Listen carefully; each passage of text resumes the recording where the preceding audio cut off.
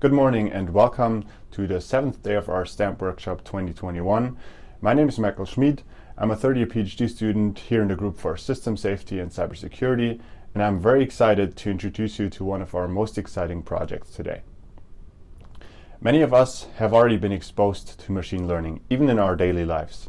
Machine learning is used in YouTube, in our online shopping experiences, on streaming services such as Netflix, and there are many, many more current machine learning applications, such as in personalized marketing, social media, search engines, chatbots, and so on and so on. However, more recently, machine learning has expanded beyond those initial applications into more safety-critical applications. Those include mobile robotics, such as machine learning in robots for food deliveries, of course in autonomous cars. Machine learning is used in robots for surveillance and law enforcement, and of course there are applications for machine learning in healthcare and even in maintenance. At the bottom of this slide you can see a project between Microsoft and Rolls-Royce where they're trying to use machine learning to analyze the engine data and predict when the engine needs maintenance. Unfortunately, that's not always what we get. Often, when we open the newspaper, we see bad news. IBM Watson recommended unsafe cancer treatments. The Watson AI isn't ready to replace physicians just yet. Tesla's killing their drivers, apps sending residents into wildfires, robots running over toddlers, and so on and so on. Of course, those are the kinds of news that we don't like to read. So let's fix this. Most of our efforts today to address these problems focus on the machine learning software alone.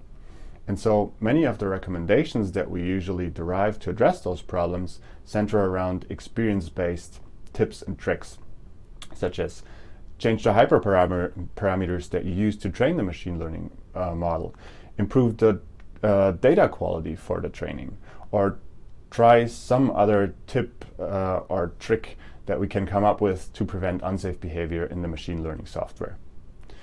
In this project, we want to think outside of this box and take a new approach.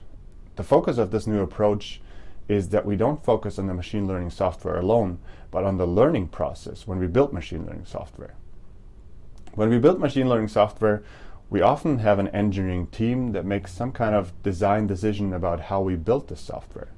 Those design decisions include decisions about training parameters, the training algorithm, and the training data that we're using. And as we build the machine learning software, we receive feedback about the performance of our model. That feedback usually helps us to decide whether we're done with training or whether we should use that information and feed it back into our initial design decisions. Maybe there are things we have to adapt. Maybe we need to add additional samples to our training data that we haven't thought of before. And if we look at the training process when we built machine learning software as a feedback control loop, we realize that all the parts of this feedback control loop are actually safety relevant. For example, we can ask questions about whether there may be any unsafe decisions in this process that may cause unsafe behavior of the machine learning software later. Similarly, is there maybe inadequate feedback that may impact the decisions that our engineering team makes, or feedback that inadequately describes the state of the machine learning software? And finally, we can ask questions of whether there may be any invalid assumptions that may impact the safety of the software that we built. This is an entirely new approach that has never been tried before, and if we're successful, we may actually be able to finally let our robots off the leash and walk into a successful future with machine learning. And with that, I want to thank you for your attention, invite you to ask any questions, and please reach out if you think this is a project that could help you. Thank you very much.